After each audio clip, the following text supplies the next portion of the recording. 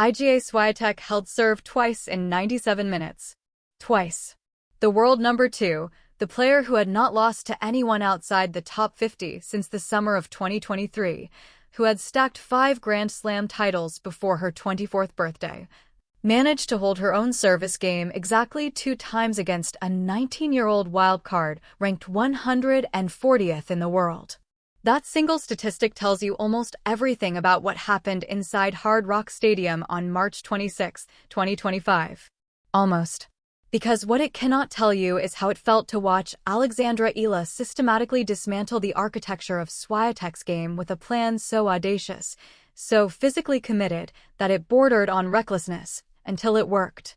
Let me take you back to where Eala stood 12 days before this quarterfinal. She was competing on the WTA 125 circuit, the sport's minor leagues, scraping together wins and losing first-round matches in front of a few dozen spectators. Her career record on the main tour amounted to 2 victories. 2. She had never beaten a top 40 player. She had never played in a stadium that seated more than 1,000 people. And she was about to walk into a 13,000-seat arena carved inside an NFL stadium and reduce a 5-time major champion to 32 unforced errors in straight sets. The scoreline reads 6-2, 7-5. It took an hour and 37 minutes. And if you watched only the final numbers, you might assume Świątek simply had a bad day. You would be wrong. This was not a passive collapse. This was an active demolition executed by a player who understood, with preternatural clarity, exactly where Świątek was vulnerable and exactly how to stay there for the duration of the match. To understand what Eala did, you have to understand what Świątek's game demands from opponents. Świątek builds rallies on heavy topspin, particularly off the forehand, dragging opponents behind the baseline where the ball kicks up around shoulder height and forces defensive replies. Her rhythm depends on controlling the depth of the rally, pushing opponents backward, then shortening the angle when they are pinned deep. The conventional response is to absorb, defend, wait for the error, and try to survive. Eala did the opposite. She walked into the fire. From the very first return game, Eala positioned herself inside the baseline. Not a step inside. 3-4 feet inside. She stood where most players stand to receive a second serve, except she stood there for first serves too. Świątek's first delivery averages around 170 kilometers per hour on a good day, not monstrous by tour standards, but enough to demand respect. Eala gave it none. She crowded the baseline, took the ball on the rise, and redirected it with enough depth and pace that Świątek never had time to set up her forehand properly. The geometry of this is important. When you take the ball early against a heavy topspin player, you eliminate the time the ball has to kick and rise. You catch it in the neutral zone, before it climbs above your strike zone. This means the ball you are hitting is at a comfortable contact point, waist to chest, rather than the shoulder-to-head height Świątek normally forces. But the trade-off is brutal. You have less time to read the serve, less time to set your feet, less time to decide whether to go cross-court or down the line. Mishits and framing errors are the likely consequence for most players. Eala accepted that trade and won it overwhelmingly. She produced just 12 unforced errors across 2 sets while standing in no man's land for the entire match. That number deserves repetition. 12 unforced errors. In a quarterfinal. Against the world number 2. While standing inside the baseline on virtually every point. The risk profile of that positioning should produce significantly more errors. The fact that it did not tells you that Eala's hand speed, her timing, and her ability to absorb pace with a compact swing are genuinely elite attributes already, even at 19. There is another dimension to Eala's return positioning that specifically disrupted Świątek's game. Świątek has long relied on a pattern after serve, hit the first delivery with enough spin to push the returner back, then step into the court herself and dictate the third ball. Her serve+1 game is how she consolidates service games efficiently. But when the return comes back deep and fast, because the returner is standing 5 feet closer to you than expected, there is no +1. There is only reaction. And Świątek's reactions, particularly on her forehand side, deteriorated visibly as the match progressed. By the tennis inside numbers analysis of this match, Eala produced 2 return winners and 8 forcing returns that extracted immediate errors from Swiatek on the very next shot. That is 10 points won on the return alone through aggressive positioning, not counting the psychological residue those returns left on every subsequent Swiatek service game. When you know the player across the net is going to crowd you, you start aiming for lines you would not normally chase. You start going for too much on serves. You double fault. Swiatek double faulted 4 times. She won only 46.7% of her first serve points, a catastrophic number for a player of her caliber. Now Eala's serve. Here is where the story gets genuinely interesting, because Eala's serve is not a weapon by conventional standards. Her first serve barely touches 145 kilometers per hour. Her second serve sits around 120. On the WTA Tour, where players like Sabalenka, Keys, and Pegula regularly serve in the 180s, Eala's delivery looks like something that should get punished. But she is left-handed. And the left-handed serve on the deuce court, the court where most crucial points are played, slides wide into a right-hander's backhand with natural side spin that is geometrically different from what 95% of opponents face day-to-day. Swiatek could not solve it. The spin took the ball away from her body on the deuce court, pulling her wide and opening the court for Eala's forehand on the next ball. On the ad court, the same left-handed action pulled into Swiatek's body, jamming her and producing weak returns that sat up for Eala to punish. The speed was irrelevant. The movement, the angle, the discomfort, those were what mattered. Eala held serve in 8 of her 10 service games. Against the world number 2. With a serve that would not win a speed contest against most WTA players. The tactical architecture of this match reached its most revealing moment in the second set. Swiatek, who had been thoroughly outplayed in the first set, found something approaching her normal level midway through the second. She broke Eala to lead 4-2. The stadium shifted. Momentum is real in tennis, and Swiatek on a roll is one of the sport's most destructive forces. When she gets ahead, she historically accelerates. She has won more love sets than almost anyone in the current game. A 4-2 lead for Swiatek often becomes 6-2 within 15 minutes. Eala did not change. She did not retreat behind the baseline. She did not start pushing the ball safely cross-court. She broke right back for 4-3, then held for 4-4. The decision not to adjust, not to play safe when the opponent had seized momentum, was the tactical equivalent of doubling down at the card table. Except Eala was not gambling.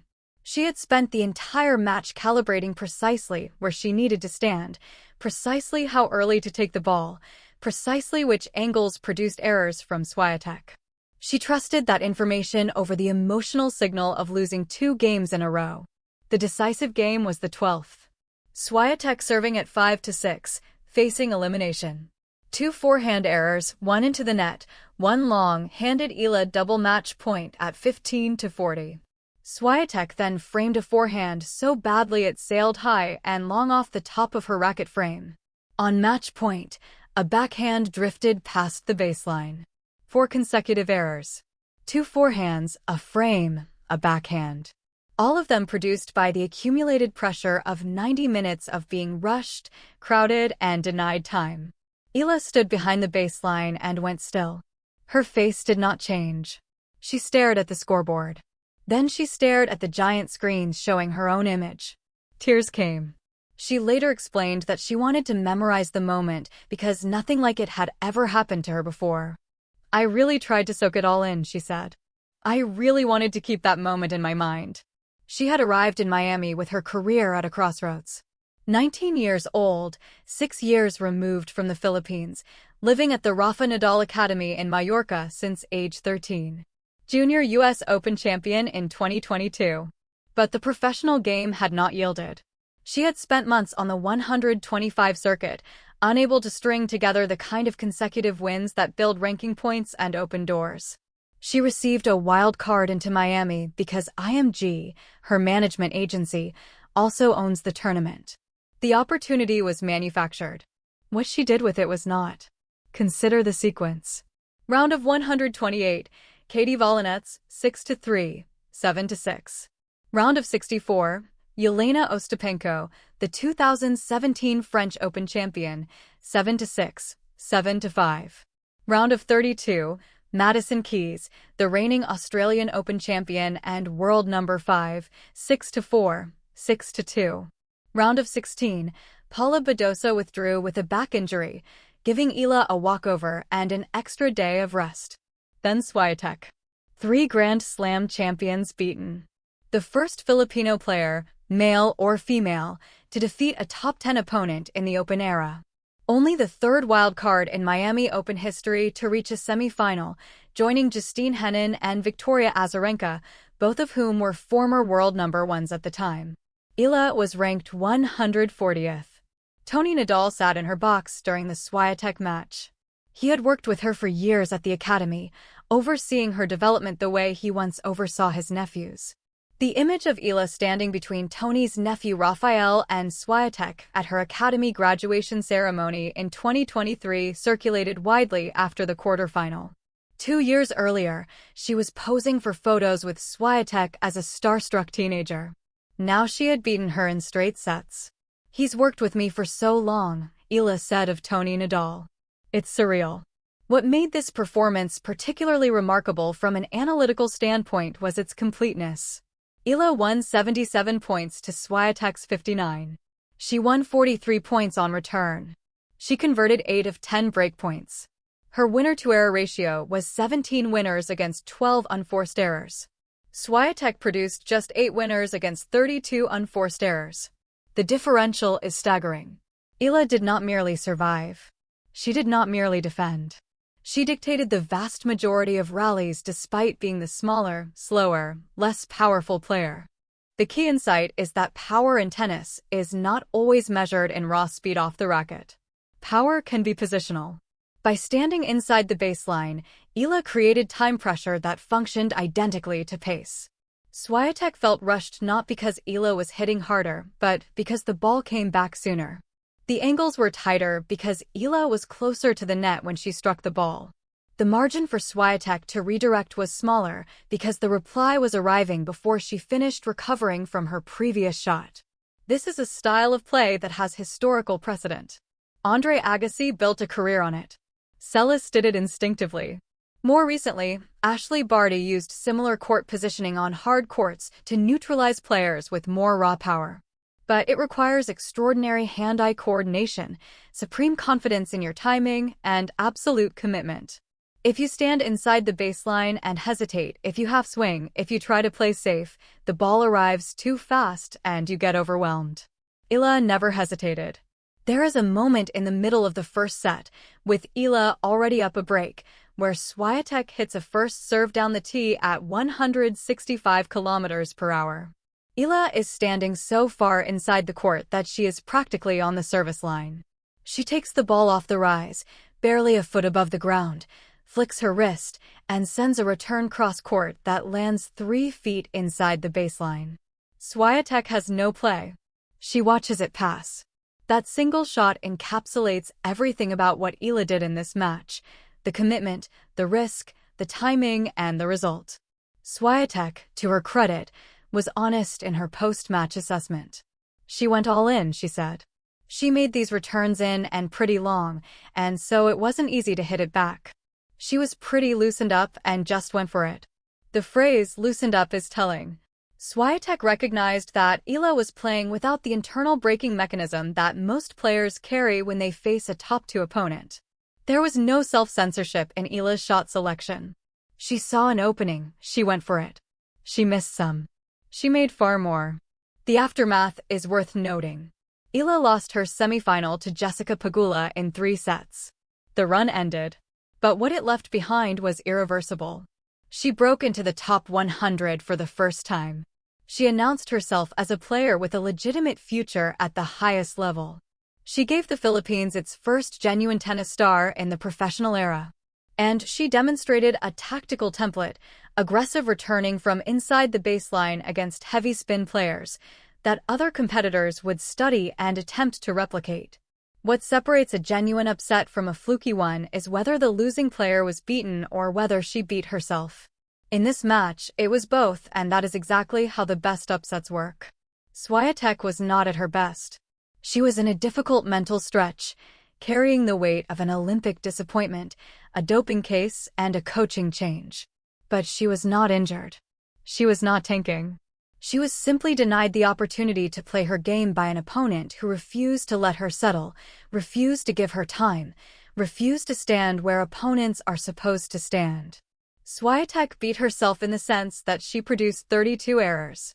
But she was forced into most of them by Eala's positioning, Eala's timing, and Eala's refusal to play the role of respectful underdog.